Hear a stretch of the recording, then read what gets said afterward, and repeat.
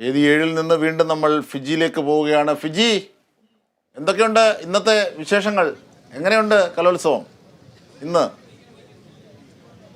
കലോത്സവം ഇന്ന് അതിന്റെ അവസാന ദിവസത്തിലേക്ക് എത്തിയിരിക്കുന്നു. അജിംഷാദ്, അതിന്റെ ഒരു സങ്കടമുണ്ട്. ഈ കലോത്സവ വേദി വിട്ട് മണിക്കൂറുകൾക്കകം നമുക്ക് പോകേണ്ടതുണ്ട്. പക്ഷെ ഇന്നും മത്സരങ്ങൾ പുരോഗമിക്കുന്നുണ്ട്. ഇന്ന് നമ്മൾ തുടക്കത്തിൽ 24 വേദികളിലായിരുന്നു മത്സരങ്ങൾ പുരോഗമിച്ചിരുന്നത്. പക്ഷെ അത് 10 വേദികളായി ചുരുങ്ങിയിട്ടുണ്ട്. 10 വേദികളിലാണ് ഇന്ന് മത്സരം നടക്കുന്നത്. എനിക്ക് കാണാം പ്രധാന വേദിയിൽ ഇപ്പോൾ ഓട്ടൻതുള്ളൽ, അതുപോലെ നാടോടി നൃത്ത മത്സരങ്ങളൊക്കെ പുരോഗമിക്കുകയാണ്. നമുക്ക് അതിന്റെ വിശേഷങ്ങൾ കൂടുതലായി സ്റ്റേജിൽ നിന്ന് പോകേണ്ടതുണ്ട്. ഇപ്പോൾ നമ്മോടൊപ്പം കുറച്ച് കലാകാരികൾ ഇംഗ്ലീഷ് സ്കിറ്റുമായി വന്നിട്ടുണ്ട്. നമുക്ക് അവരെ കുറിച്ച് കൂടുതൽ കാര്യങ്ങൾ അറിയാം. അവരുടെ പ്രകടനത്തിലേക്ക് പെട്ടെന്ന് തന്നെ പോകാൻ പറ്റും. മോളെ പേരെന്താ? അവനിന്നെന്താ? എത്രാം ക്ലാസ്സിലാണ് പഠിക്കുന്നത്? ഞാൻ പ്ലസ് 1 പഠിക്കുന്നത്. എവിടുന്ന, ഏത് സ്കൂളിൽ നിന്നാണ് വരുന്നത്? തിരുവങ്ങൂർ. ഓക്കെ. അപ്പോ എത്ര പേരാ നിങ്ങളെ ഈ ടീമിലുള്ളത്? 8 പേരാണ്. എത്ര നാളുകൊണ്ടാണ് ഇത് പഠിച്ചെടുത്തത് ഈ സ്കിറ്റ്? ഞങ്ങളിപ്പോ 1-2 മാസമായി. ആരാ പഠിപ്പിച്ചത്? ഫഹീം സർ. ഓക്കെ. എന്തായിരുന്നു ഈ ഒരു സ്കിറ്റ് രൂപപ്പെടുത്തുമ്പോൾ ഇതിന്റെ ആശയം എന്തായിരുന്നു? ഇത് തികച്ചൊരു പൊളിറ്റിക്കൽ സെറ്ററാണ് എന്ന് മാത്രമേ പറയുന്നുള്ളൂ. ബാക്കി പ്രേക്ഷകരെ കണ്ട് മനസ്സിലാക്കണം. ഇതൊരു ആക്ഷേപഹാസ്യ പൊളിറ്റിക്കൽ സെറ്ററാണ്, രാഷ്ട്രീയ ആക്ഷേപഹാസ്യ എന്നൊക്കെ പറയാം. ഓക്കെ, നമുക്ക് പെർഫോമൻസിലേക്ക് കടക്കാം പെട്ടെന്ന് തന്നെ. റെഡിയല്ലേ? ശരി, ഇവർക്കുള്ള സംഗീതം.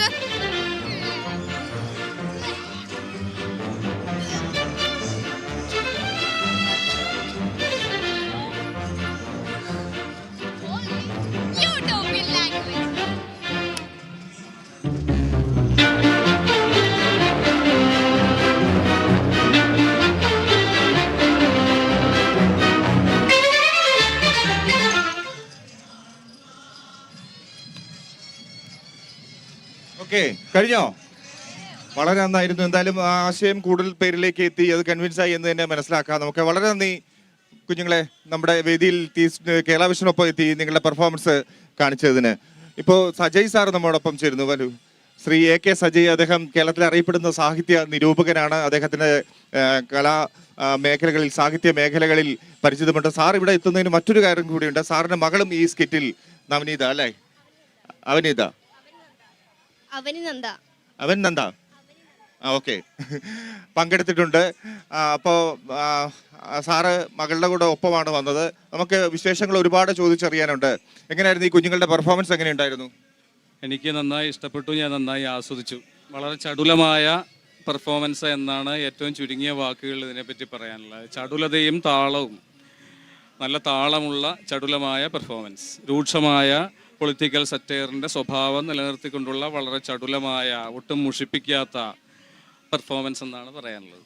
ഓക്കെ, ഇവിടുത്തെ സാഹിത്യ മത്സരങ്ങൾ, കവിതാ രചന മത്സരങ്ങൾ, അത്തരം കാര്യങ്ങളെ കൂടുതൽ വീക്ഷിക്കാനോ മറ്റോ ഇത്തവണ കഴിഞ്ഞിട്ടുണ്ടോ?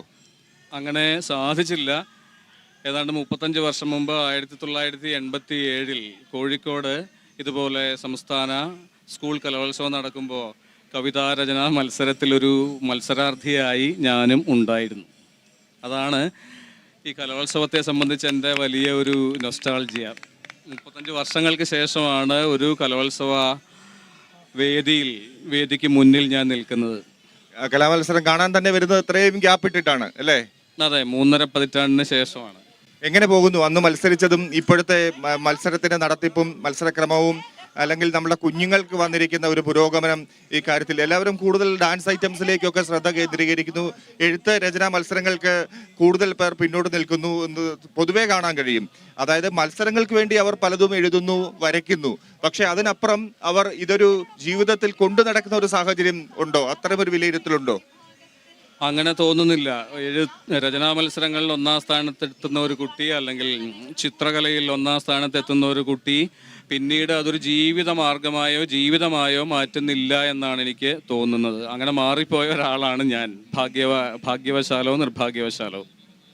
എന്താണ് ഇപ്പോൾ സാറിനെ സംബന്ധിച്ച് സാഹിത്യം, അതിന്റെ നിരൂപണം, നിരൂപണം മാത്രമല്ല സാഹിത്യ രചനകളിലേക്കും പോയിട്ടുണ്ട് അല്ലേ? എന്തൊക്കെയാണ് ഇപ്പോഴത്തെ ഇതുവരെയുള്ള സൃഷ്ടികളെ കുറിച്ചൊന്ന് പറയാമോ? 14 പുസ്തകങ്ങൾ നിരൂപണ ലേഖനങ്ങളായും വിവർത്തനങ്ങളായും. അതാണ് ഈ കഴിഞ്ഞ 20 വർഷക്കാലത്തെ എൻ്റെ ജീവിതത്തിൻ്റെ നീക്കിയിരിപ്പ് എന്ന് പറയാം.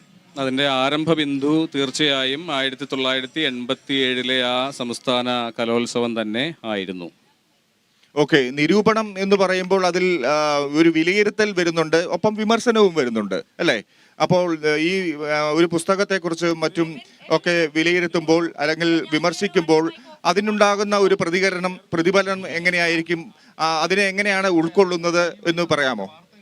അത് സാഹിത്യത്തിലെ ഒട്ടും ഗ്ലാമറസ് ആയിട്ടുള്ള ഒരു മേഖലയല്ല നിരൂപണത്തിൻ്റേത്. പക്ഷേ അങ്ങനെ ഒരു ഗ്ലാമർ സാഹിത്യ നിരൂപണത്തിന് സമ്മാനിച്ച ഒരാളുടെ നഗരത്തിലാണ് നമ്മളിപ്പോൾ നിൽക്കുന്നത്, KP അപ്പൻ എന്ന മഹാനായ നിരൂപകൻ്റെ. കൂടാതെ തിരുനെല്ലൂർ കരുണാകരൻ, ONV കുറുപ്പ്, D വിനയേന്ദ്രൻ എന്നീ കവികളുടെ നഗരം കൂടിയാണ് കൊല്ലം.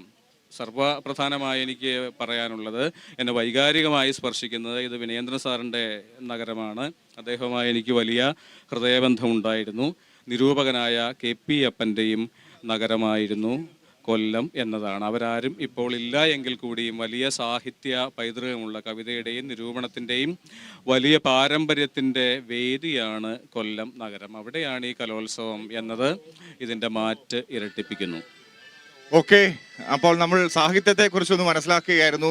അദ്ദേഹത്തിന്റെ, അജയ് മാഷിന്റെ സാഹിത്യ പ്രവർത്തനങ്ങൾ, അദ്ദേഹം എവിടെ എത്തി നിൽക്കുന്നു, ഇപ്പോൾ സമൂഹത്തിൽ സാഹിത്യത്തിന്റെ ഒരു സ്ഥാനം, കുട്ടികൾ എത്രമാത്രം ആ വഴിക്ക് സഞ്ചരിക്കുന്നു എന്നൊക്കെയായിരുന്നു അദ്ദേഹം പറഞ്ഞു വെച്ചത്. വളരെ നന്ദി ഞങ്ങളോടൊപ്പം ചേർന്നതിന്. ഒപ്പം കുഞ്ഞുങ്ങൾക്ക് എല്ലാ ആശംസകളും നേരുന്നു. മോളെ, അച്ഛനൊരു ഷെയ്ക്കാൻഡ് കൊടുത്തി, അല്ലെങ്കിൽ അച്ഛൻ ഷെയ്ക്കാൻ, മകൾക്ക് ഒരു ഷെയ്ക്കാൻഡ്.